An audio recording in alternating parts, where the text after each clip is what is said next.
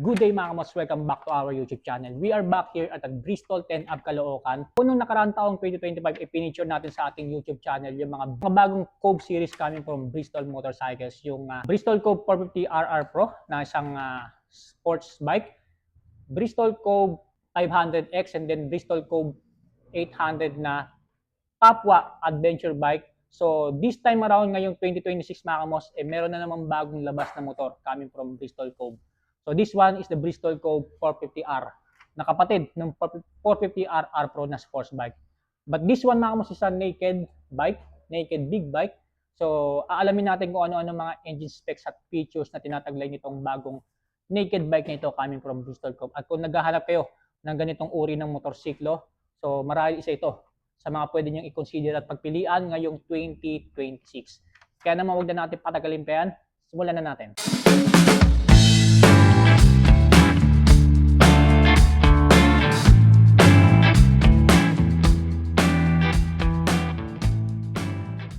Okay, so this is the all-new Bristol Cove 450R. Wow! Naked version ng Cove 450RR Pro. This one is a naked style. Kitang-kita nyo naman mga kamos, doon pa lang sa manibela niya. Ayan, super naked. And then, isa sa nagpaangas dito, yung itsura nitong motor na ito. Ayan. Kung mapapansin niyo mga kamots, mukha siyang agila. Wow! Napakatapang tingnan. Ito yung parang pinakabibig niya. Ayan, ganda oh. And then ito naman yung pinaka-ilong niya. Silbing ilong niya rito na kung titignan na napakaangas nga talagang tignan. Ang kulay pala na nandito dito sa Bristol 10 Ave Caloocan as of February 2026 is color orange na may touch of matte gray or silver, matte silver. Ayan. Dito sa turn signals niya, nakahiwalay. Ayan, so iwasan niyo na ng baba ito. By the way, naka-LED na po lahat ng ilaw nito. Suspension niya, naka fully inverted front suspension na po. Naka-oversize na rin, kaya heavy duty when it comes to unpaved roads. Sa front fender niya, naka-gloss black paint finish na merong reflector dito na orange. Meron siyang butas dito, added design lang dito sa front fender niya. Dual disc brake na rin po ito sa harapan. Ayan, napakalaki ng diameter ng rotor disc niya. And then, naka-Tisco na caliper. Naka-gloss black paint finish na mags. Nag-stand out tong kulay na to, yung sa tangke niya. Parang neon orange. Itong pinaka sa tangke niya, nakitang-kita kahit sa gabi. Ayan. And then, may touch of matte silver tayo rito. Sa mga decals naman niya, ayan, so black and then neon orange. Ayan, 450 nakalagay. Sabi nila mga kamos, habig daw to nung Kawasaki Z1. Ayan, itong bagong Bristol Cove 450R na naked. Ayan, sa itsura at tindigan lang nitong motor na ito. Meron siyang grills dito na added design or pasukan ng hangin in case na nasa high speed ka na. Ayan, para meron pa ring aerodynamic. Ayan, so tatagos yung hangin dyan, tatagos sa kabila. Dito meron siyang design ng fairings na Forged Dry Carbon. Nakitang-kita yung reservoir coolant. Ayan, para pala sa magsasaling ka ng coolant dito. So nandito po yung pinaka takip niya rito. Nasa gilid, sa unahan. Ayan, para magsasaling ka ng coolant, yan, diyan mo pa dadaanin. Ayan, nasa gilid siya. Kitang-kita yung metal frame niya na napaka-heavy duty na ginamit ni Bristol. Ayan. So, naka-matte black na metal frame tayo rito. Ganda oh. And then sa engine naman niya, matte dark gray yung kulay. Ang paint finish yung pinaka-engine niya. Then ito yung pinaka-head. Ayan. By the way mga kamos, naka-inline 4-cylinder na rin po ito. Kagaya sa kapatid niyang sports bike na 450RR Pro. Ayan, inline 4. So for sure na talagang pang big bike ang tunog nitong isang to. And then, sayang nga lang hindi natin maririnig kasi hindi pa to naka-activate. Ayan, ma-activate lang to kapag may kukuha na. Ayan. So dito naman, ito yung pinakatambucho niya. Of course, maiksi lang. And then meron siyang heat guard dito na two-tone color, matte black tsaka gloss black. Ayan, ganda oh. And then dito meron siyang built-in na skid plate or lower belly protection, belly pad. Ayan. Naka plastic type, ayan, para protection doon sa mismong ilalim ng makina natin tsaka doon sa elbow ng tambucho. Ayan. And ito naman yung pinaka-radiator ni Bristol Cove 450R naked. Ayan, so color black po yung radiator niya na napakalapad. Laki oh. kagaya sa kapatid niyang 450RR Pro. Ayan, ganito yung itsura ng swing arm niya. Naka matte black paint finish na swing arm na napakakapal. Napakakapal din ang ginamit ni Bristol Cove. And then ito naman yung tapakan para sa driver. And then ito yung preno sa likuran. Sa suspension sa likuran, mga kamos, ito po yung naka-centered monoshock na napakalaki. Naka-oversized din, no? Na naka-gloss black paint finish. Adjustable na rin po siya, yung preload niya. And then ito naman yung itsura ng rear view ni Bristol Cove 450R. Ayan. So ito yung pinaka-taillight niya. LED na rin po yan. Ganda, oh. And then sa turn signals niya, nakahiwalay. And then dito sa part na to, kitang-kita yung pinaka-butas niya. May butas siya, oh, dalawa. Ayan. Design dito sa motor na to. Bagay, ito yung parang hahawakan mo kung isa-side stand mo siya or imamaniubra mo siya, mga kamos, na. Nakalagay dyan is 450R. Meron siyang built-in tire hugger dito na nakakabit mismo dito sa swing arm niya. Ayan. Tire hugger plus chain guard. So 2-in-1 na po ito na naka-plastic type. And ito naman yung pinaka-chain and sprocket niya na napakalaki ng diameter nitong outer sprocket niya. Yung pinaka-main sprocket niya, mga kamos, no? And then naka-heavy duty chain tayo dito. And then dito naman sa gear shifting pedal niya, meron tayong single shifter dito na merong connecting rod na dito nakakonekta. Ayan, so mahaba yung rod niya. Ayan. And then ito naman yung side stand niya na naka full alloy silver tayo dito na side stand na meron ng kill switch sensor. Kaya kapag binaba mo yan, pusang mamamatay yung makina nitong Bristol Cove 450R. So proceed na kagad tayo sa sukat ng gulong nitong pinakabagong Bristol Cove 450R naked bike. So sa harapan nito po ay gumagamit ng 120 by 70 by 17 inches. Naka-tubeless tire na rin po ito, harap at likuran. And then ginamit na gulong ni Bristol dito sa naked bike ng Bristol Cove 450R ay CST tires na radial. Ayan. Migra S1. Sa sukat naman po ng gulong niya sa likuran, mga kamos, ito yung naka 160 by 60 by 17 inches. So same size yung gulong niya, harap at likuran. Sa upuan po niya, mga kamos, huwag kayong mag-alala.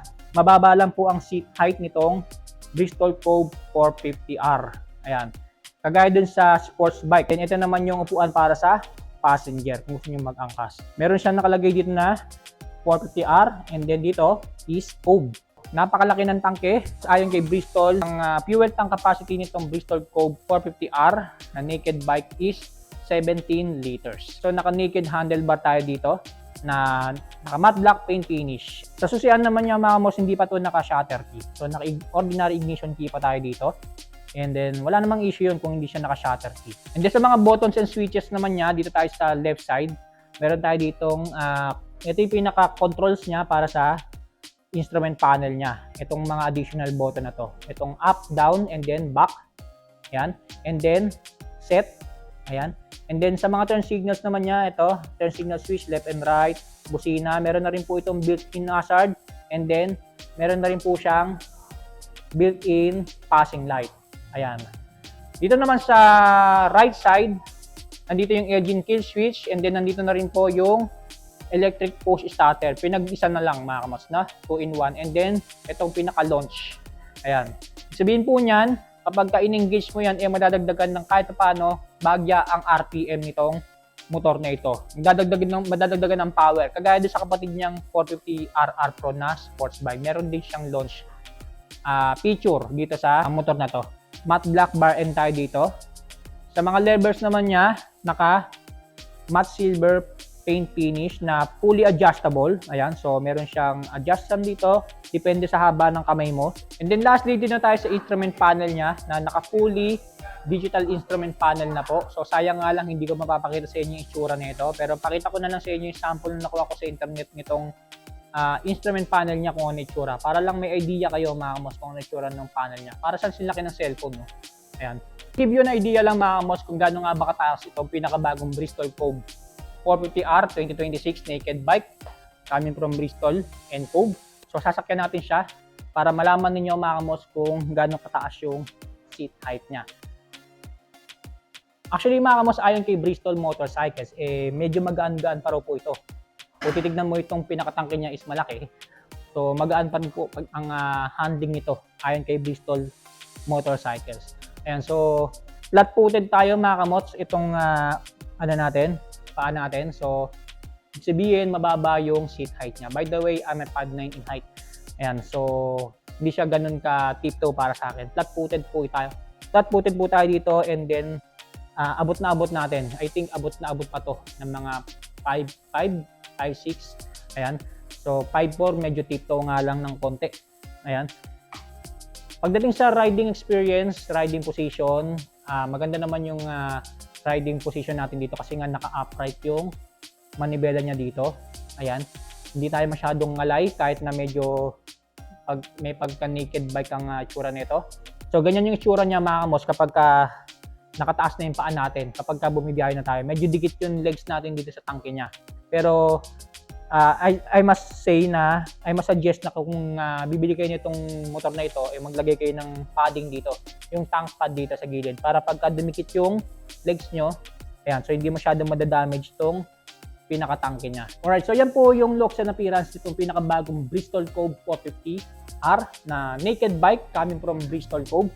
So alamin naman natin iba pang engine specs at features na tinataglay nitong big bike na ito coming from Bristol Motorcycles. This all-new Bristol Cove naked bike has a 442.9cc engine displacement, 4-stroke, naka-inline 4-cylinder, naka-dual overhead cam with 16 bulbs. It has a max power of 64.3 HP at 12,000 RPM with a max torque of 40 Nm at 9,000 RPM. Sa kanyang fuel system, naka-electronic fuel injected na po, habang kanyang cooling system, ito naman ay naka-liquid cooled na rin. For the starting system, pinapagana lang po ito ng electric push starter. At dahil big naked bike ang style, gumagamit po ito ng chain and sprockets pagdating sa kanyang driving system. And when it comes to transmission system, meron po itong hanggang 6-speed na naka-full manual clutch. At para naman sa kanyang suspension, sa harapan po equip po ito ng oversized inverted fork at naka-centered monoshock naman po pagdating sa likuran. For the braking system, sa harapan po equip po ito ng dual hydraulic disc at naka-single hydraulic disc naman pagdating sa likuran. Naayon po kay Bristol Motorcycles ay equipped na rin po ng dual channel ABS at traction control system. At equipped na nga rin daw po ito ng tinatawag na sleeper clutch para sa smooth na transition ng mga gear natin dito. At meron na nga rin din po itong features na kung saan pwede nating i-connecta ang mga cellphone natin dito na magagamit naman natin para sa built-in navigation system na meron ang motorsiklong ito. At kagaya sa kapatid ditong 450RR Pro na sports bike, itong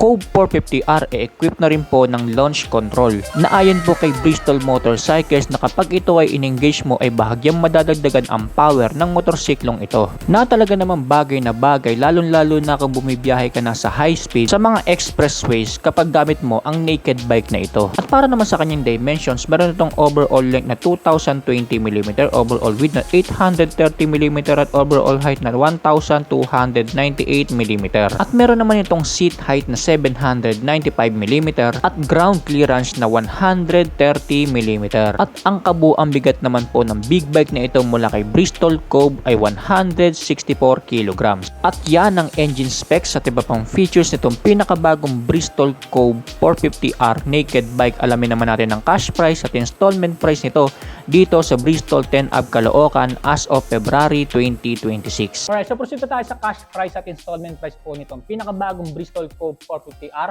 na naked bike. So magkano nga ba ito dito sa Bristol 10 Ave Caloocan as of February 2026? Para po sa cash price niya mga kamos, ito po yung nagkakalaga ng 368,800 pesos. Pero kapag kinuha nyo ito on the spot, on cash, so magle-less po ito at makukuha nyo na lang po ito ng 348,800 pesos. So less 20,000 po kaagad siya. Ayan. So hindi pa po ito kasama yung insurance tsaka yung LTO registration mga kamos. Unit price pa lang po yung binanggit ko as of February 2026. Ayan. So para naman po sa installment, unfortunately, wala pa pong available na installment para dito sa Bristol Cove 450R na 2026 naked bike. Ayan. Pero huwag kayong mag-alala mga kamos, mag-a-advise at maglalabas naman ng advisory si Bristol Motorcycles kung meron ng available na installment price para dito sa naked bike na ito ngayong 2026. Ayan, so make sure lang na makapag-inquire kayo sa Bristol 10 Ave Caloocan Facebook page. Ito po yung Facebook page nila. para lang makapag-inquire kayo dito sa bagong Bristol Cove 450R na naked bike, bagong labas ngayong 2026, coming from Cove and Bristol. Ayan, so yan po yung Facebook page nila. And then again, bago ko tapusin itong vlog na to, gusto ko ulit magpasalamat muna kay Ma'am Ange, kay Ma'am Ana, kay Sir Adrian at kay Sir Jay na nag-assist sa atin para i-review at i-vlog itong pinakabagong Bristol Cove 450R naked version. Muli maraming salamat sa inyong panonood mga kamots. Stay safe, ride safe always.